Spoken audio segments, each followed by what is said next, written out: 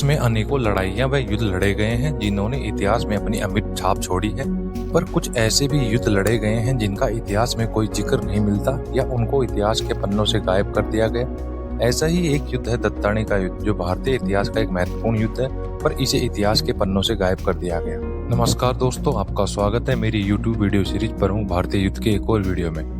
दत्तानी का युद्ध साम्राज्यवादी शक्ति के खिलाफ प्रादेशिक स्वतंत्रता का संघर्ष था, जो कि सिरोही के महाराव सुल्तान और अकबर की सेना के बीच दत्तानी नामक स्थान पर लड़ा गया, जिसमें अकबर की सेना की पराजय हुई थी, जिस कारण इस युद्ध को इतिहास के पन्नों से गायब कर दिया गया। तो ऐसा क्या हुआ था इस युद्ध में कि इस युद्ध को इतिहास के पन्नों से गायब कर दिया गया?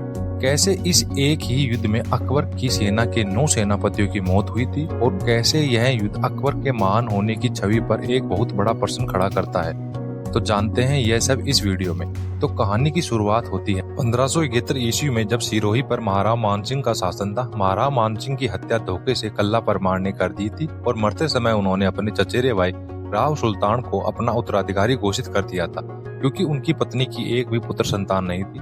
पर उनकी पत्नी उनकी मृत्यु के समय गर्भवती थी। फिर भी राव सुल्तान का मात्र 12 वर्ष की आयु में ही राज तिलक हो गया। पर वास्तविक शासन व राज के कार्य महाराव मानसिंह के मंत्री विजय देवड़ा के पास थे। महाराव मानसिंह की मृत्यु के बाद उनकी पत्नी ने पुत्र संतान को जन्म दिया, पर वे अपने पुत्र की सुरक्षा को देखते हुए अपने पीहर बाड़मेर चली गई थी। विजय देवड़ा राव सुल्तान को गद्दी से हटाना चाहता था ताकि खुद सिरोही का शासक बन सके, पर अन्य सामंतों के दबाव के कारण खुद गद्दी पर नहीं बैठ सकता था। इसलिए विजय देवड़ा ने महाराव मानसिंह के बालक पुत्र को राजा बनाने का सोचा ताकि पीछे से सिरोही पर राज कर सके। इसी कारण विजय देवड़ा ने राव सुल्तान के चाचा सूजा देवड़ा की हत्या कर महाराव मानसिंह के पुत्र को बाड़मेर से बुलाकर उसे अपनी गोद में बैठाकर उसे सिरोही का राजा घोषित कर दिया। और राव सुल्तान अपनी जान बचाने के लिए सिरोही से रामसेन, जो आज के जालोर में है, वहां भाग जाते हैं। पर महाराव मानसिंह का बालक पुत्र ज्यादा दिन तक जिंदा नहीं रहता और उसकी मृत्यु हो जाती है, जिसका फायदा उठाकर विजय देवड़ा सामंतों के खिलाफ जाकर खुद को सिरोही का राजा घोषित कर देता है। पर उसका शासन 4 महीनों तक ही रहा, क्योंकि जब यह बात मेवाड़ के महाराणा प्रताप को पता चली तो उन्होंने कल्ला देवड़ा, महाराव मानसिंह का चाचा व उदयपुर का भांजा को सेना देकर सिरोही भेजा और इस कारण विजय देवड़ा भागकर गुजरात चला गया और कल्ला देवड़ा सिरोही का नया शासक बन गया। पर कल्ला देवड़ा के शासन से परेशान होकर 3 मंत्रियों ने, सम्रा देवड़ा, सूरा देवड़ा और हर्राज देवड़ा ने रामसेन, जो जालोर में है, वहां जाकर राव सुल्तान से मिले ताकि कल्ला देवड़ा को गद्दी से हटाया जा सके। पर राव सुल्तान के पास इतनी बड़ी सेना नहीं थी कि वे कल्ला देवड़ा को गद्दी से हटा सके। इसलिए राव सुल्तान ने विजय देवड़ा को अपनी सहायता के लिए बुलाया और राव सुल्तान जालोर के शासक मलिक खान से भी सैन्य मदद मांगी। पर मलिक खान ने राव सुल्तान को मदद के बदले सिरोही के 4 परगनों की मांग की, जिसे सुल्तान ने स्वीकार कर लिया। और विजय देवड़ा, मलिक खान व अन्य सामंतों की सहायता से राव सुल्तान ने 3000 घुड़सवारों की फौज के साथ कल्ला देवड़ा को युद्ध में हरा दिया और फिर से सिरोही का शासक बन गया और महाराव की उपाधि ग्रहण की। महाराव सुल्तान ने विजय देवड़ा को राज दरबार से दूर उसकी जागीर तक ही सीमित कर दिया ताकि खुद बिना किसी तकलीफ के राज करते रहे। इसलिए विजय देवड़ा इस बात से नाराज होकर बीकानेर के महाराव राय सिंह के पास जाकर उनको एक प्रस्ताव देता है कि अगर वे उनको सिरोही का शासक बनने में मदद करे तो वे आधा सिरोही का राज्य अकबर को दे देगा, क्योंकि बीकानेर के महाराव राय सिंह ने अकबर की अधीनता स्वीकार कर रखी थी। पर विजय देवड़ा इस बात से अनजान था कि बीकानेर के महाराव राय सिंह व महाराव सुल्तान दोनों मित्र थे।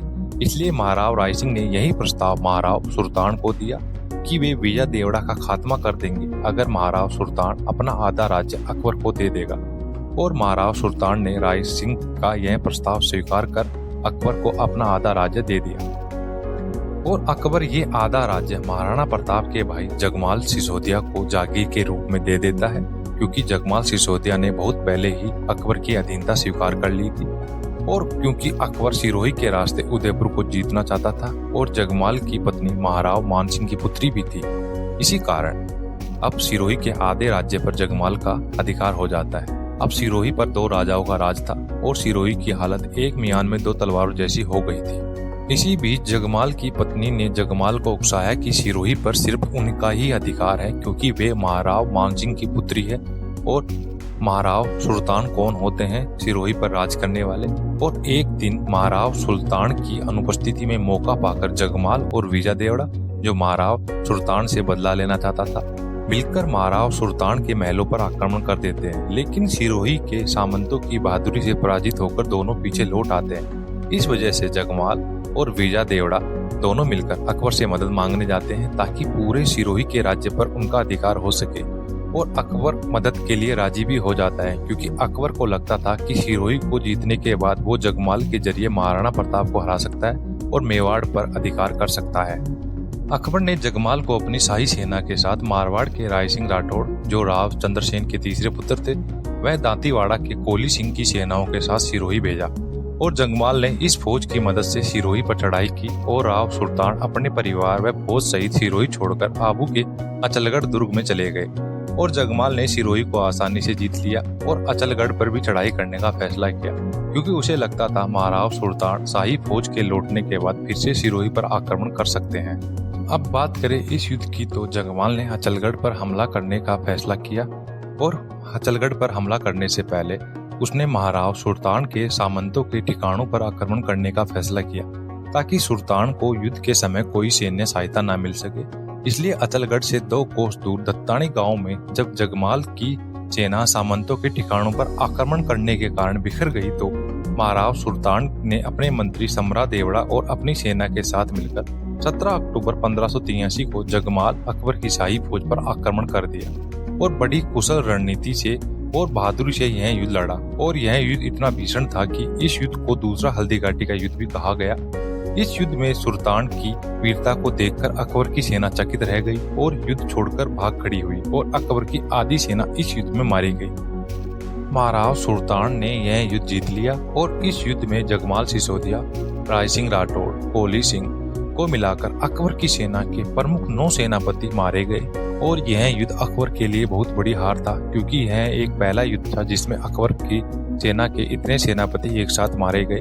वही महाराव सुल्तान के भी कई राजपूत सैनिक और समरा देवड़ा लड़ते लड़ते वीर गति को प्राप्त हुए। समरा देवड़ा की इस युद्ध में वीरता को देखते हुए प्रसिद्ध चारण कवि दुर्सा आडा, जो इस युद्ध में लड़ते लड़ते घायल हो गए थे और महाराव सुल्तान को युद्ध के मैदान में घायल अवस्था में मिले थे, उन्होंने समरा देवड़ा की प्रशंसा में दोहा सुनाया था कि धर रावा जस डूंगरा बंद पोता छत्रहाय, समरे मरण सुधारियो चहु धोखा चौहान। अर्थात समरा देवड़ा ने अपने महाराव के राज्य की रक्षा की और ये पहाड़ भी उसकी तारीफ कर रहे हैं और उसने अपने वंशजों को सम्मान दिलाया है इस लड़ाई में इतनी बहादुरी से लड़कर। यह दोहा सुनते ही महाराव बहुत ही प्रसन्न हुए और उसको पालकी में बिठाकर अपने साथ ले गए और उसके घावों का इलाज करवाया।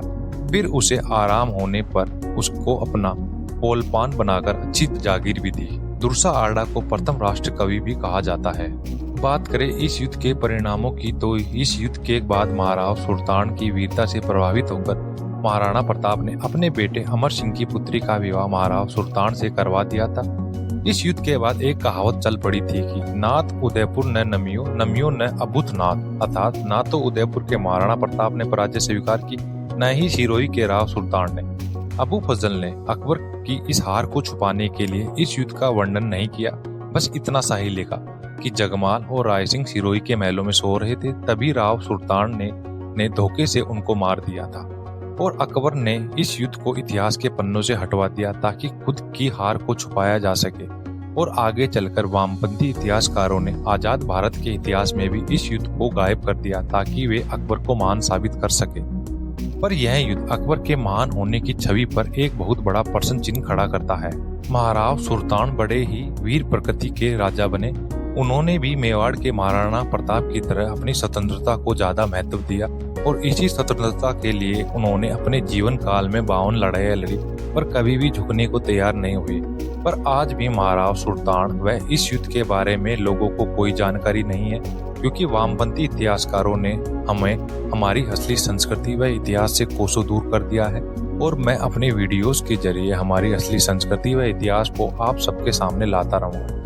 इसलिए आप सभी इस वीडियो को लाइक करें, शेयर करें और मेरे चैनल को सब्सक्राइब करें। जय हिंद, जय भारत, धन्यवाद।